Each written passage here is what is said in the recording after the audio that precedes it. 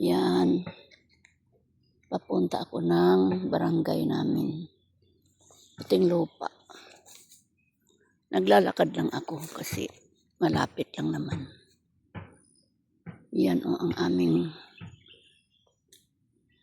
aming lugar. Dito to sa Caramba Aggregates. Ito tong yan yung may mga puno ng yung puno ng mahogani. Nung araw 1997 may tindahan ako dyan sa loob niyan kasi pa ito noon, gilingan ng bato.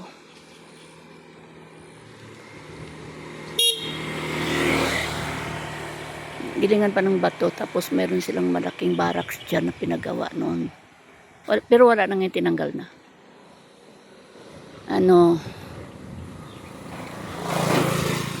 Inusap kasi ako ni Engineer Romy Icasas na ako'y gagawing tagaluto dyan. May sweldo ako noon, tagaluto ako. 1997.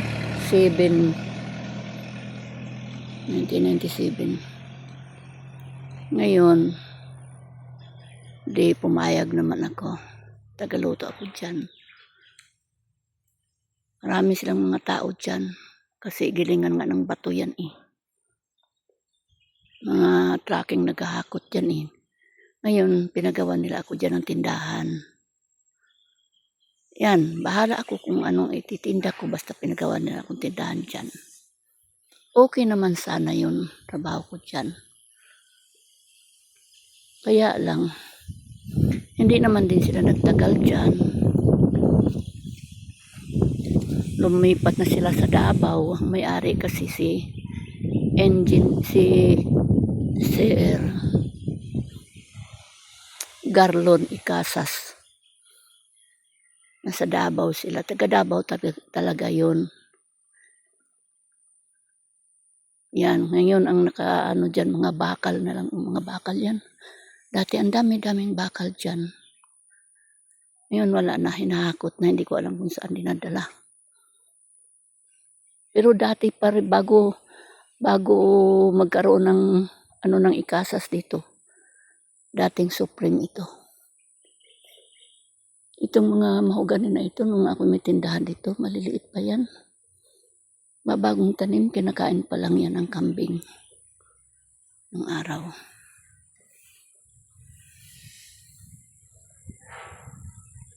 Itingnan ako ng mama kasi nagsasalita ako mag-isa eh.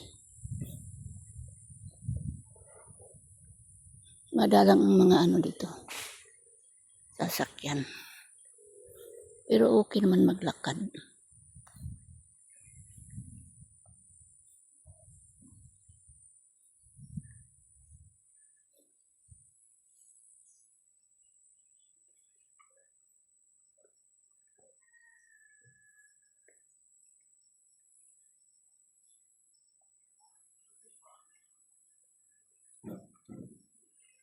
Ang kalsada dito nung araw hindi ganito.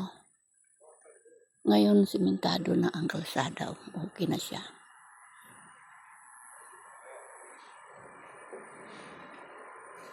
Ang dami palang pato dyan.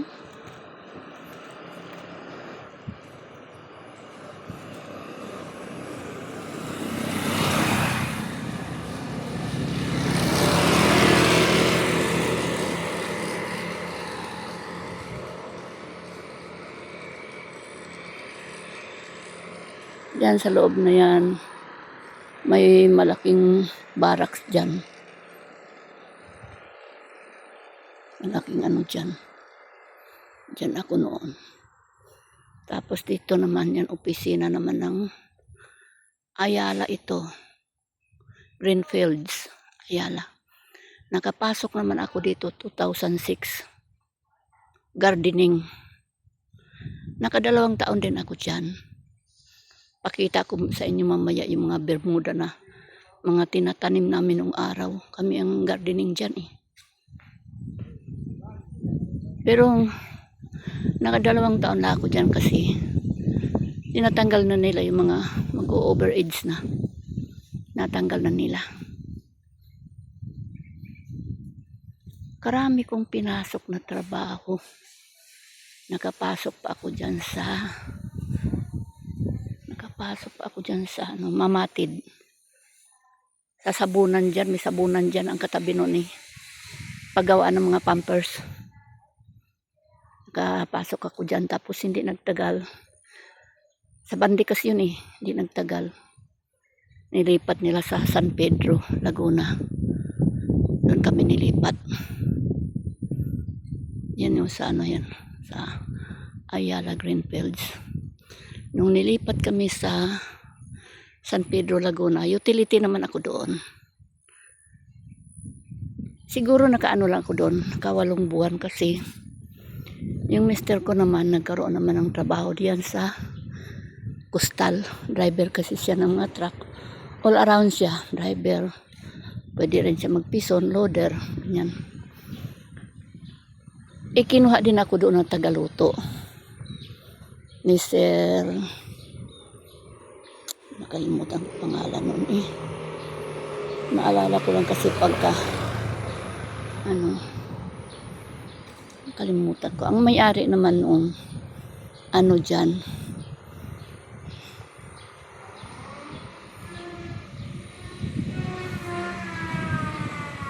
Ang may-ari naman noon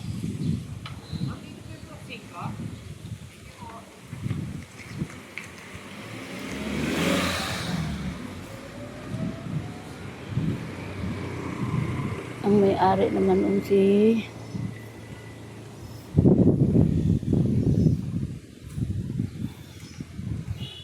kalimutan ko ang pangalan eh. Mayaman yun eh.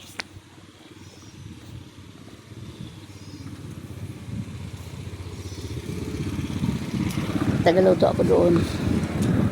Tapos nagkasakit naman yung mister ko. 2003. Umuwi na ako dito sa amin. Hindi nagkasakit siya. Hanggang sa namatay na siya. Tagaluto ako doon. Mayroon din ako doon tindahan.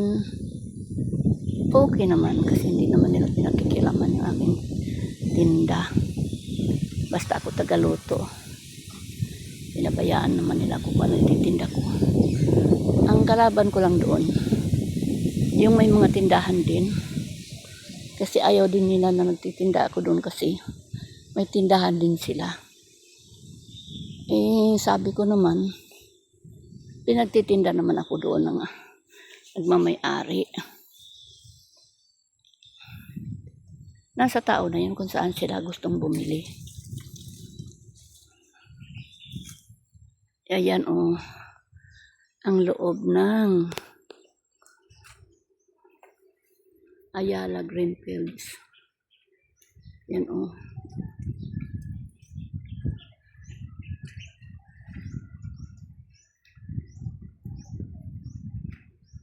Hindi ko alam kung sino yan.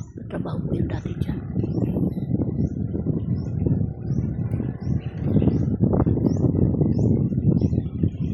Golf course to eh. Golf course.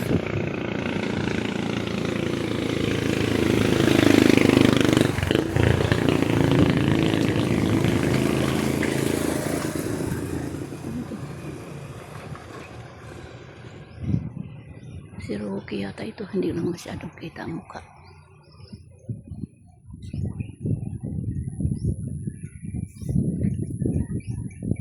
Ba't kaya walang tao ngayon dyan?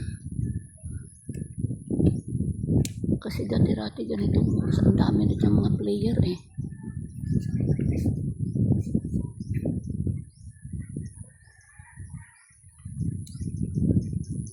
Ayun, nagpa-practice yan eh.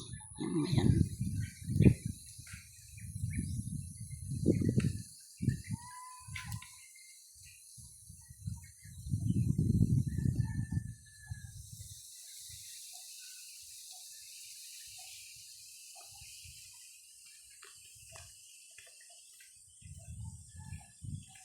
Ito ang kalsada papuntang Barangay Putinlupa.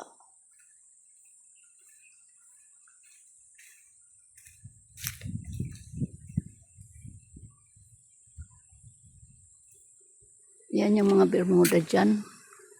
Lahat kami dyan, kami ang nagtatanim yan.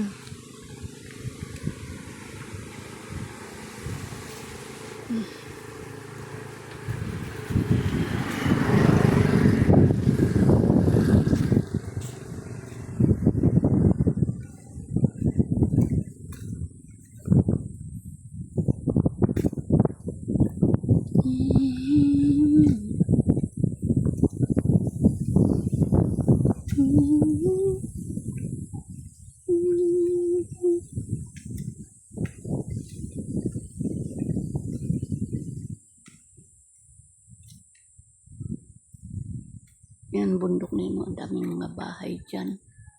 Mayayaman na magmamayari dyan. Yan o.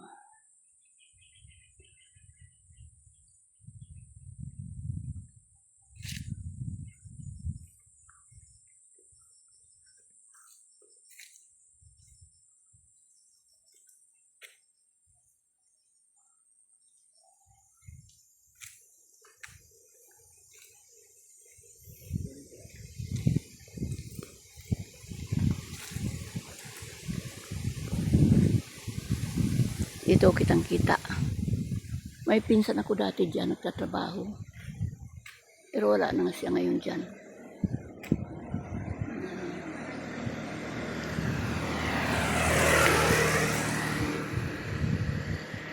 Dyan sa loob yun. Ang lawak niya. Paikot dyan. Doon sa likod. Likod ng bundok na yan. Paikot pa yan. Paikot pa dyan sa bundok na yan.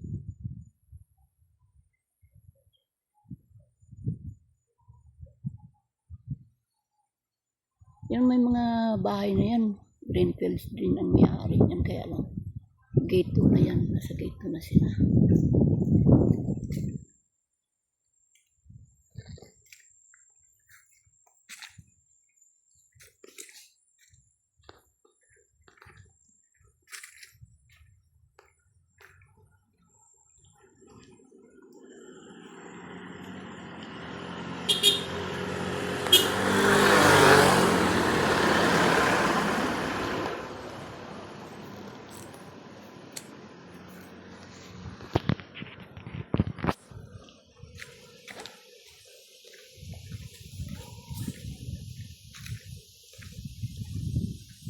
Sana naman okay ang pagbibideo ko.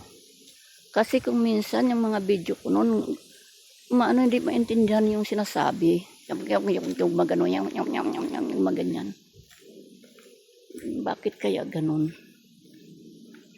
May panahon na maganda ang pagka-video. May panahon naman na pagkapangit.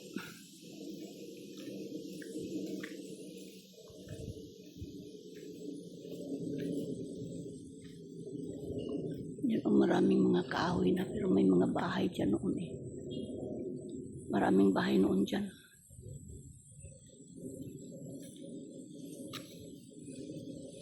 Kahit na itong loob ng Ayala na yan, bayan dyan, binayaran lang yung mga yun. Tapos nila binigyan ng tirahan.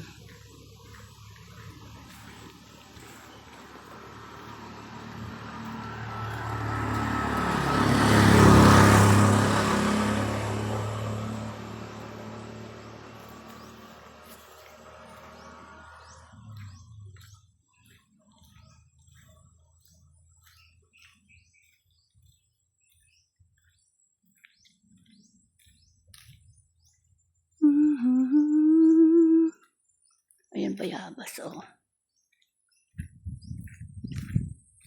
Nung araw, ang daming mga bayabas dito. Ngayon, pawala ng pawala kasi kinakaingin na kasi.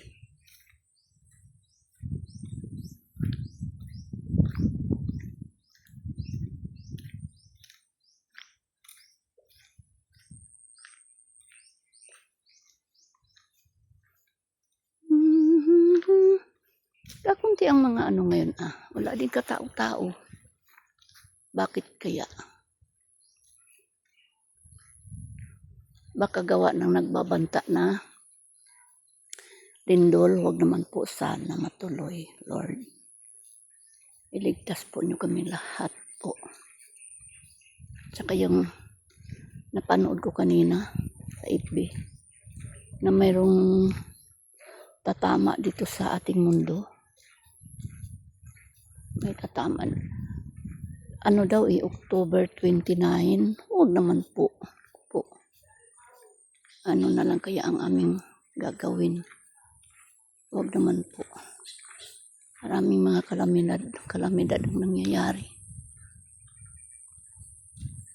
Sana Lord, iligtas po niyo kaming lahat po. Lord Jesus, kayo na lang po ang aming sinasandalan at makakapitan sa lahat ng oras po.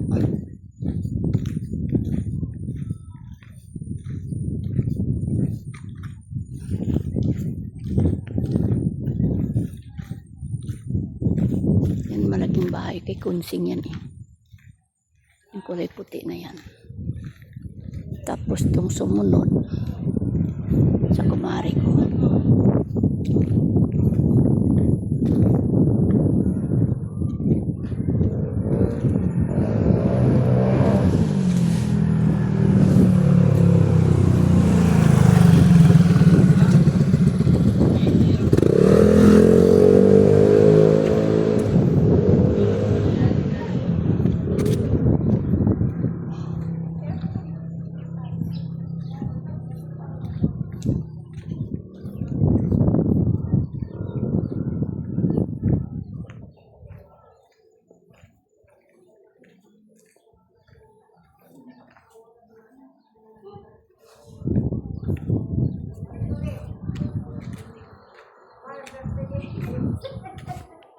Pambili ng galunggong.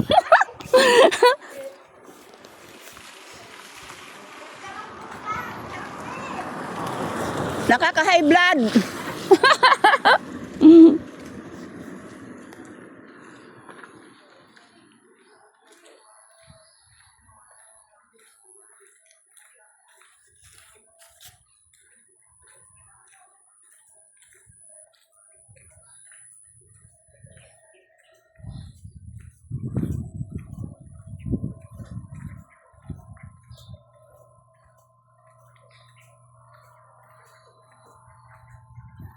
Ito, tinlupa na ito eh.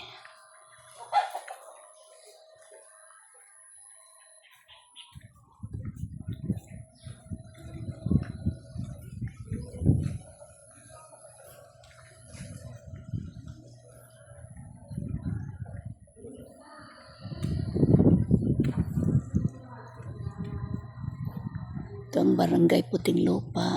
Nandyan ang center, nandyan din ang simbahan.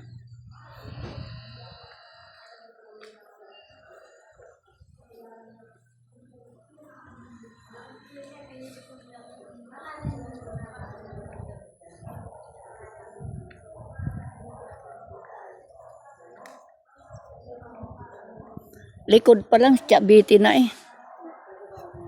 Likod pa lang.